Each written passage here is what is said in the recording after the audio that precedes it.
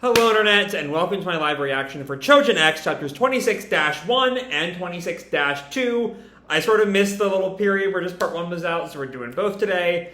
But anyway, when we lost our heroes, we got some backstory for Ellie, actually. The story of her mother, how she was like a bandit, and the fact that her mother was so terrible is what sort of led Ellie into this very sort of black and white philosophy that allows her to fit right in with Yamato Mori. Meanwhile, Tokyo has this vision of himself and a destroyed Yamato, with Azuma accusing this of all being his fault. We also learned eventually that Azuma had the same dream, but in reverse. Ricardo and Ume are alive, my loves. They want revenge on Azuma at some point.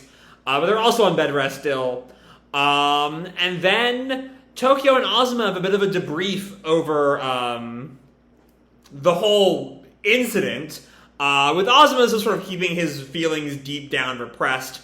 Azuma questions if Tokyo could kill him if he went crazy again. Tokyo says no, because he is not one for these sorts of black and white morality binaries.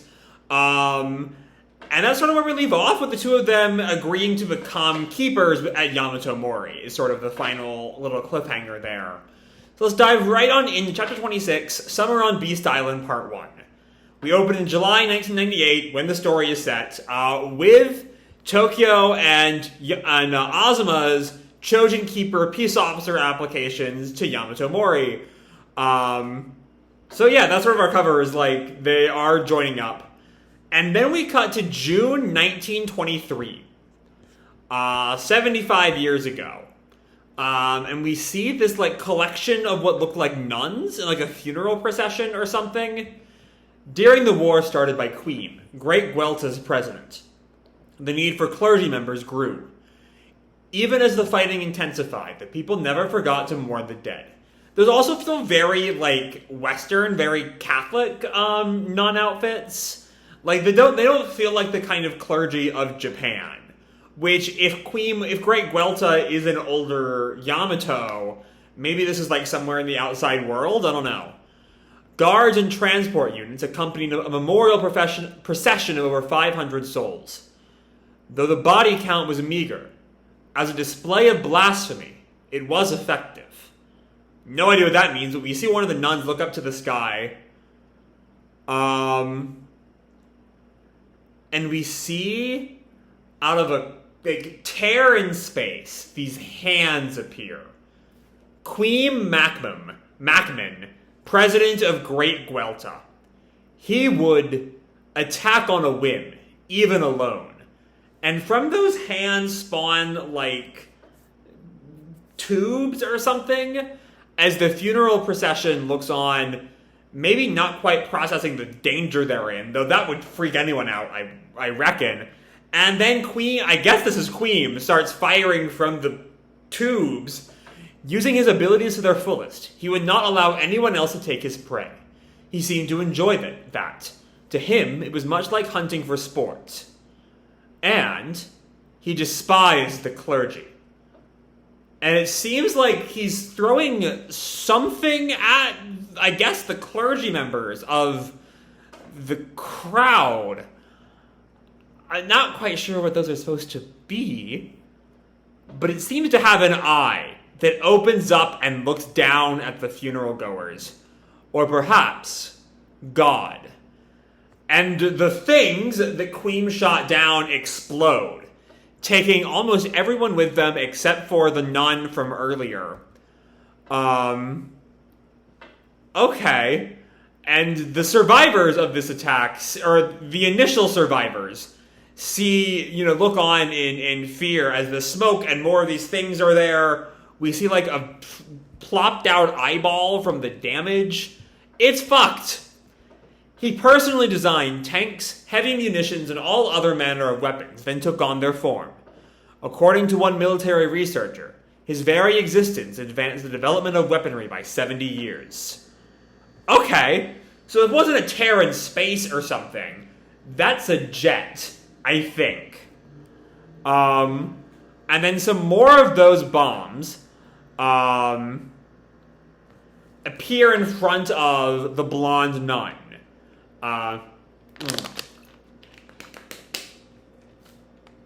And then we see this, like, Q flag. There was but one survivor of the attack. This footage is recreated from the memories of Sister Sora Siroha, who went on to found Yamato Mori in the aftermath of that carnage. Oh, I wish I had read this before Part 2 came out, so I go back to 24. Because I think Sora Siroha is one of the other Choujin X's that the epilogue of 24 talked about, right? Which is weird, because that implied there was only ever one Choujin X in an era. Except this whole little arc has been implying that both Tokyo and Azuma are potential Choujin X's. Maybe Choujin X's come in pairs, always sort of in conflict with each other. That wouldn't quite agree with that monologue, but it would work, I think. Like, Sora and Queem in conflict, much like Tokyo and Azuma might be as the story goes on. I don't know. And we see people watching this on like a VR set. I think this is Tokyo, not really happy with what he is seeing. As you have all witnessed, Choujin X, Queem, has attacked even Yamato many times. An individual capable of becoming the world's enemy or its savior. That is X. So this appears to be Sato, that fucker, giving them all this information.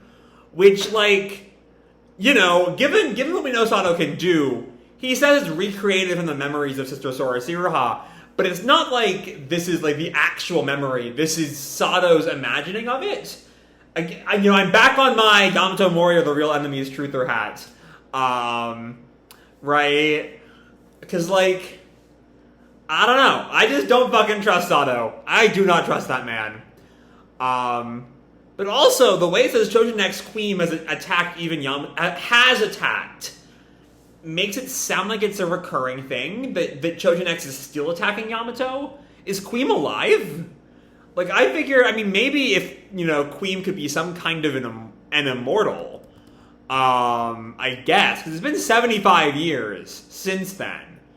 Though also, so if this is Sora Siroha, who is in Yamato, in Japan, that means that these, like, Catholic nuns are in Yamato, which is very interesting. I'm very curious where exactly Ishida is going with all this. I don't know. Also, I had thought that, like, Great Guelta was Yamato in the past, but apparently not. I don't know where I got that impression. I don't know. Anyway, Sato, from under his headset, goes on, "If they are a friend, we shall make them an ally," about Choujin X. "If a foe, we crush them. This is why you trainees so diligently devote yourselves to your studies." And I guess after class, he's taking the headset off. He wipes a nosebleed off. "Even with the transmission equipment, it is difficult to send an image to a large group of people, Sandek." And Sandek tells him, "I'm sorry for asking you to overexert yourself every year, Ichiro. It's fine. It's a good opportunity to hone my abilities. I don't like anyone talking to that fucker so casually." And yeah, as we see that one of the trainees was knocked out by the stress of the image, and one of the two people taking the guy away comments, "So he says, but I think he's just enjoying himself, traumatizing the young ones." Yeah, he's fucked. We are constantly being reminded this man is fucked. But Sato, still talking to Sandek, says, "People might say that, but I think no amount of caution is too much for the future keepers.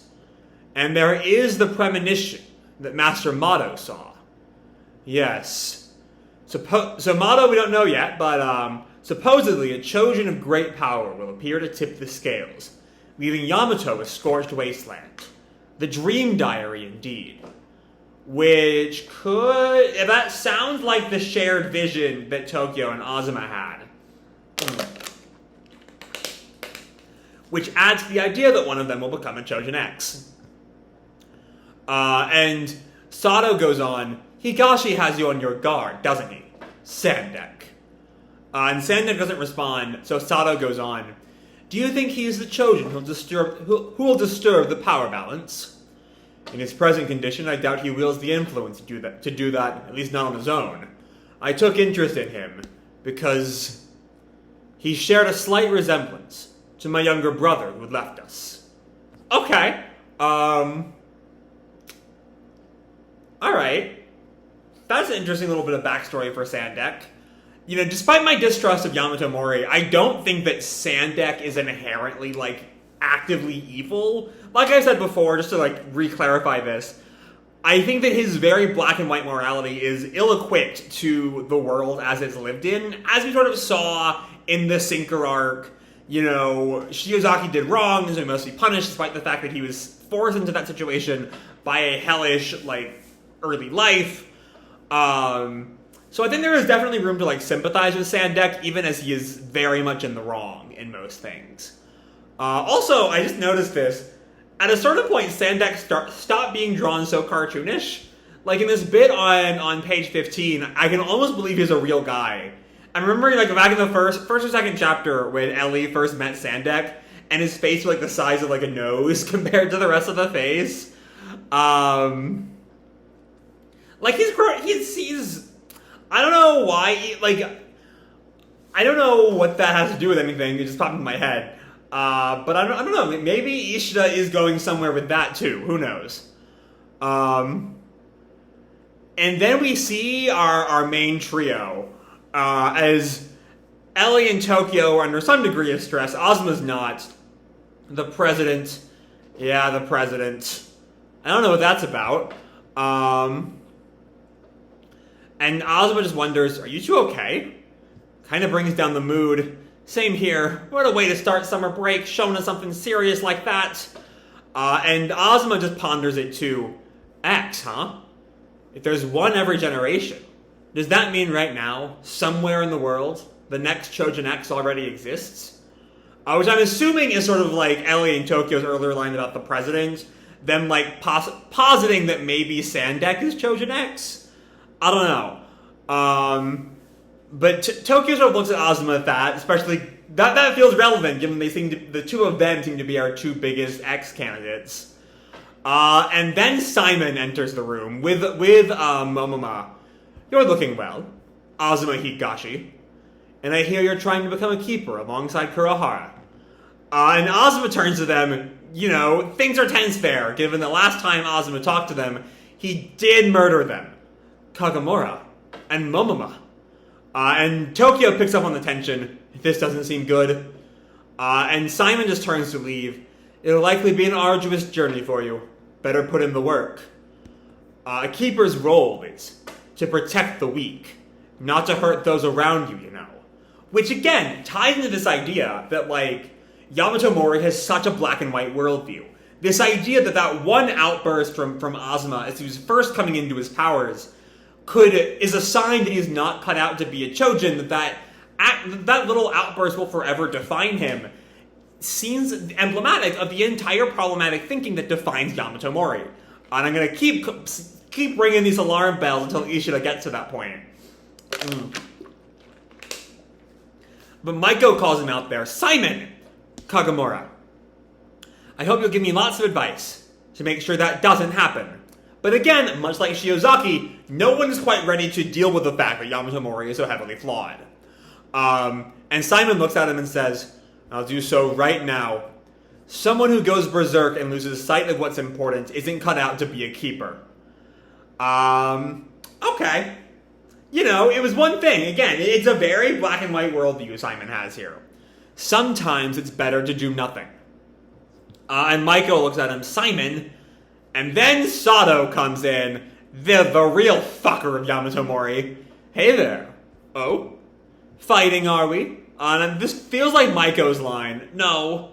Alright then. And he points out to our main trio, you three are on summer break, aren't you? How about some short-term training to build up your strength? This falls right in line with you lot applying as keepers. You'd be at a training camp on an isolated island. You can hone your abilities without getting in anyone's way. Excuse me.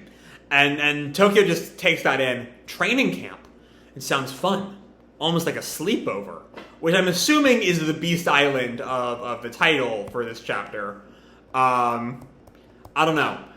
I need to ask my dad and sister for permission and bring a change of clothes, a swimsuit. Wait, we're not doing this for fun, but I'll pack some playing cards just in case. And we see this island out in the ocean as our trio heads out to the island to be continued. All in their new summer clothes. But like the island just seems very untamed, a very bestial island, if you'll pardon the pun, I guess. But let's dive right into part 2. Let's look at 26 as one unit rather than two separate ones. And we see that it's not just the three of them on the island, it's also Maiko and Simon and Sato. As Simon questions, are we participating as well, Mr. Sato? That's right, you're getting retrained. You made too many mistakes in a row. What was the incident with Shiozaki and Higashi? Okay. Well, that's not a full-on you failed, you're out kind of black and white thinking, like Simon pulled at Azuma in part 1. But I'm not sure what mistakes they made, other than, like, in the Azuma fight, getting murdered. In the Shiozaki fight, not killing him. Like, I'm not quite sure what bad choices they made. In any case, I can't send you on missions where you can't launch a race. But also, think of this as a chance for R&R. So do races run out? Because it seems to me like Simon used like maybe one raise in the fight with Shiozaki and would have only used one in the aftermath of the fight with Azuma. So, but like Tokyo, we saw during his fight with Azuma, used like a dozen raises over and over and over again, reviving constantly. I don't know. I'm not quite sure how raises work, technically. But Simon, the true believer in Yamato Mori, takes that punishment on as fact. Yes, sir. And Maiko's just, let's give this everything we have.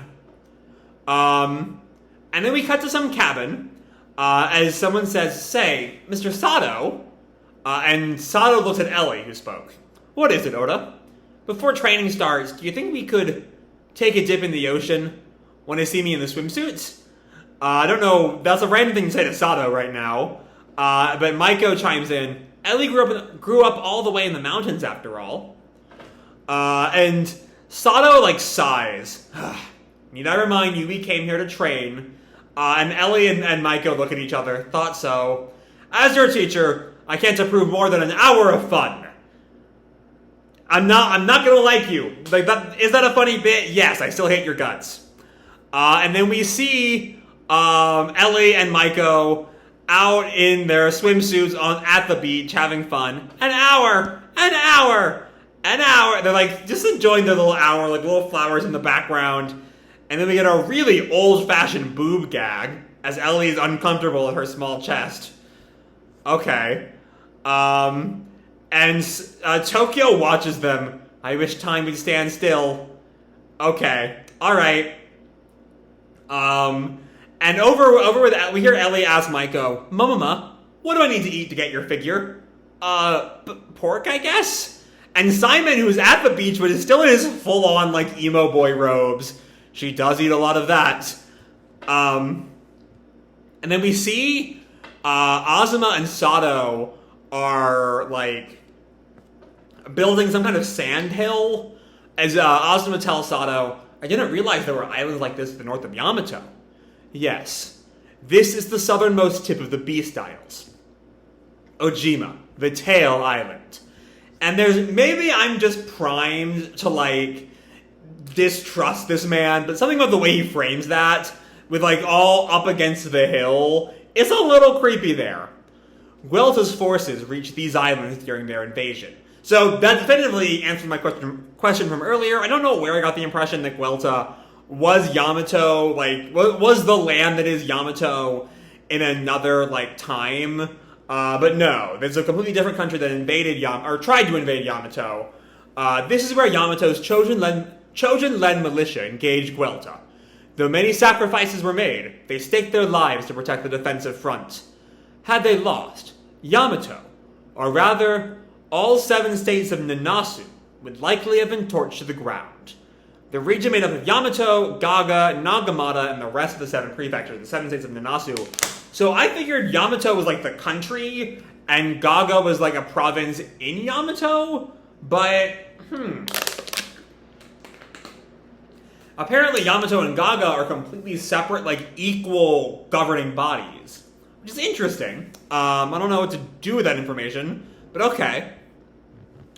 We are slowly learning, like, more and more of this series world, and I do like that most of the time, it's not, like, lore dump data. Sometimes the narrator sits back and is like, we're gonna talk about Choujin X, or Queem, or something like that.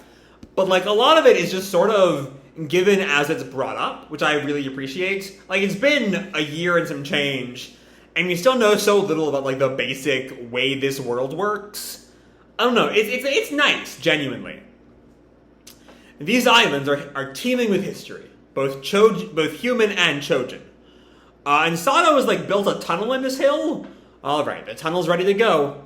But Azuma is sort of stunned there. This is more than I even learned in school. And his heart is, like, beating loud at Sato. I don't know why. Does Azuma just have shit taste in men? Is that what's going on here? I don't know. But sometime later, all 5 of our heroes are sitting on the beach listening to Sato, like, lecture. Well then, I'm going to tell each of you the theme of your training. Let's start. Kurohara, learn partial beastification. For extra credit, get to the point where you can fly. I guess partial beastification is, like, more control than regular beastification. And so, like, he needs to get that level of control there, and also, like, make the part that is beastified the wings, I guess. Anyway, Higashi, pin down your ability and give it a name. Yeah, he doesn't really have a name or nothing. Oda, develop yourself a new move. Okay, alright, like a training arc here. Kagamura, Momoma, practice your basic training and study your abilities. In other words, business as usual. And Tokyo is happy about this. Partial beastification. That's exactly what I was trying to go for that time. Score. And that time is one of his beastification moments. I forget which one that is. I think that might have been in the fight with Ume, possibly? I don't know. I wouldn't swear to that, though. Ellie is happy to hear her assignment. New move! New move! But Azuma is sort of lost in thought. Pin down my ability and name it? Naming an ability is crucial for determining the core of your gifts. Everyone else is left, and Sato was just talking to Azuma in particular. Are you a shifter or a creator? Or are you a double? Your power is still an unknown. So to give yourself a Choujin name, you need to pin down your ability. Okay, by Choujin name, is that just like Smoke Choujin, Beast Choujin, like just like X Choujin? Or is it like a super... Like I don't think anyone else has like a superhero name or nothing.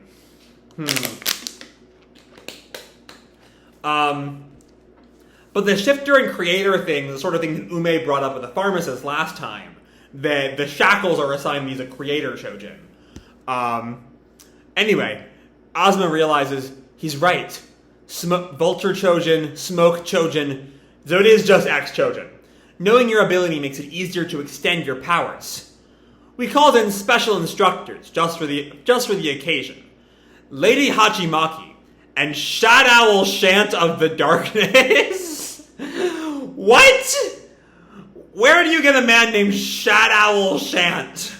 Like, peak, that guy is going, like, I don't know. Maybe I should not judge this guy just because he's, like, the most villain name of all time. But, growing evidence that the Keeper organizations are not all they're cracked up to be.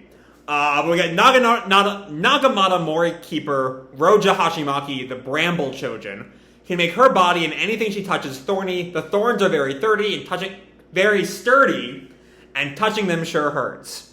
Nagamata Mori Keeper, Shad Owl Shant, which might beat my boy Ricardo Terror for best name in the series.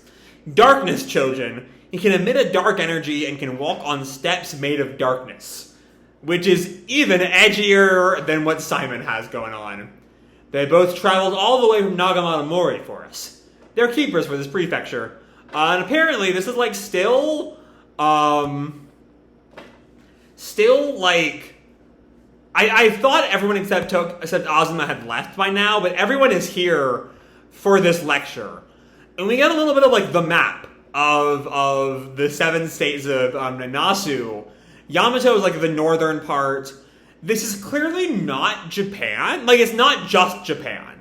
It's what's the top island of Japan? Hokkaido? That might be Hokkaido, actually. It is almost Hokkaido. Like, Hokkaido has this little, like, southern trail bit that is not there on Nanasu. But that's kind of... And there's a bit of, like, taken out of the top. But it could very easily be Hokkaido after some kind of war or something. I don't know. Things to wonder about the lore of this series. Especially keeping in mind that, like, they have a Showa era. Like... Tokyo and Azuma and Ellie were all distinctly born during, like, the Showa era, as we see on their forms. So there's just a lot to sort of keep in the back of your head here. Anyway, Hachimaki tells them, let's whip you into shape. And Shad Owl, full-on evil laugh. Mwahaha, I'll show you my secret dark arts. And then both Shad Owl and Hachimaki look over at Simon there and comment, he's a sword Choujin. Sorry, my site just glitched. I had to refresh the page. He's a sword Choujin. And Azuma comments, so you're not doing all the training then, Mr. Sato? It's better when your instructor has an ability similar to your own. It's easier for them to empathize with your worries and figure out how to solve them. Excuse me. And none of you have an ability like mine. Yeah, that's for the best, given your fucking ability, Sato. Now then, everyone, fun's over. We're working you hard to make up for all that time you wasted. But you said we could. I never actually said that. I think you kind of did. Actually, I can't... That's actually fair. He did only say, I can't approve more than an hour of fun.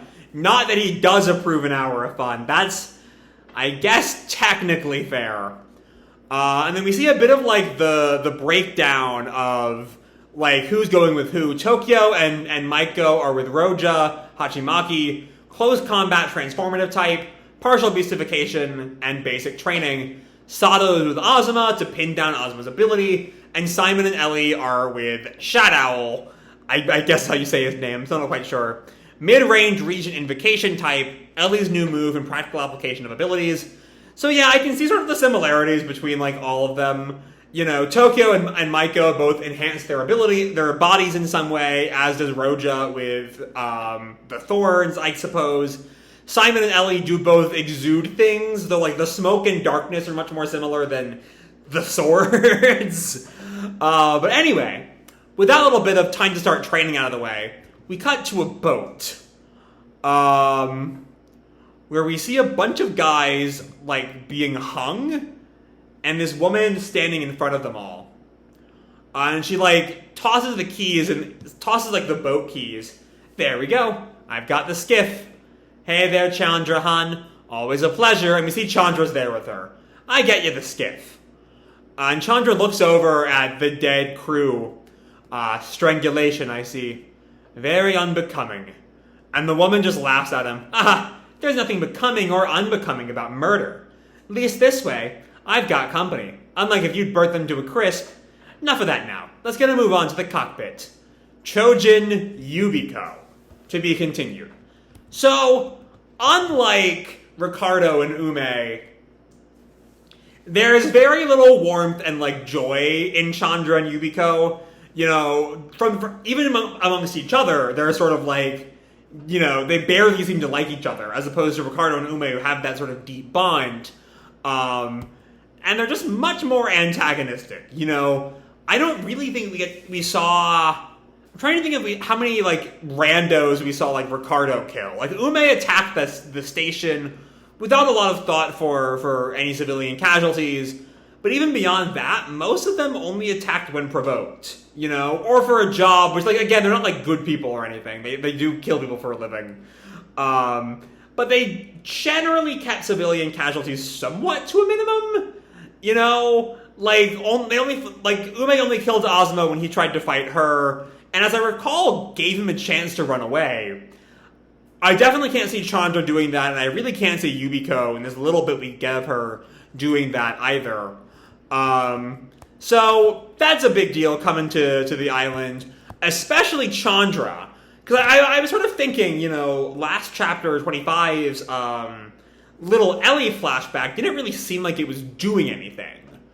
At least in the context of 25, where Ellie's past has not really come up. But, I think I called attention to this in the last video, that Ellie has this sort of, evil heritage from her mother, and also has this evil power from Chandra. So I imagine Ellie and Chandra are going to be the focus of a lot of this arc here. Yubiko might find Tokyo and Maiko, but Chandra and Ellie are having their rematch here, I do believe. I think that's where we're headed. That feels like the place we would be heading right now. That's what Chandra's reintroduction and the Ellie flashback all kind of imply. Is that that's sort of the end goal here. But part 2, for the most part, is like a bit of a beach episode, a bit of a start of a training arc that's going to get interrupted. Training arcs that get interrupted are not new. They are kind of a standard in shonen, if this qualifies as a shonen. Most recently, I'm considering it's not quite a shonen. Things getting interrupted is not new. It happened with Tenro and Fairy Tail, the Chunin exams in Naruto, that wasn't really a training arc. For whatever reason, what comes to mind now is the Tokyo Kyoto arc in JJK comes to mind for some reason. It's a classic shonen setup, and I do think this is going to be a strong one. Even if my concern is I don't know. So Sato, to me, as I made clear, amongst all the Yamato Mori people, is the most fucked up. And pairing his first time being a lead in an arc with Chandra and Yubiko, who are both very fucked up, seems inclined to make Sato look better by comparison. I don't know if that's the route Ishida's going. I'm not sure I want that to be the route Ishida's going, but it might be. That is sort of, I trust Ishida. I do not believe the man who wrote Tokyo Ghoul is setting up actually good people follow the law and bad people don't, and that's as simple as you need to get. The man wrote Ghoul, for Christ's sake. I don't think that's where we're going here. But yeah, the part 2 is largely just set up for training and Chandra and Yubiko. Let me take a look back on part 1 to see what else there is really to say here. I mean, beyond, Queem and Guelta and Sora Siroha and all of that kind of implies for the nature of Choujin X, as I'm pretty sure we were told they were both Choujin X's at the same time, is all very interesting. We get this allusion to Sandek's brother that maybe influenced his very black and white philosophy, this premonition that matches up with what Tokyo and Azuma saw in their respective dreams. More little allusions to Sato just being kind of a fucking asshole with that stretcher scene. And then the sort of clash with Simon's very black and white philosophy in his fight with Azuma, which is very much continuing on with a lot of the trends the series has been playing with, or a lot of the themes the series has been playing with the entire time. And then we go to training camp and training and Chandra coming and all the stuff I talked about earlier. So all in all, really strong chapter. Choujin X hits every time. This is not hitting quite as hard yet as the peaks of the Shiozaki fight or the Azuma fight, but this is very much in the build-up for this new arc. And I frankly can't wait to see how this plays out. There's a lot of really, really strong things building here. And it's one of those, I can't wait to see how Ishida plays with all of this going forward. So with that said, I'm going to leave this video off here. Hope you all enjoyed the chapter and the video itself. If you did, feel free to let me a like or subscribe or, do whatever makes you happy, And as always, your life is your own, okay? Bye!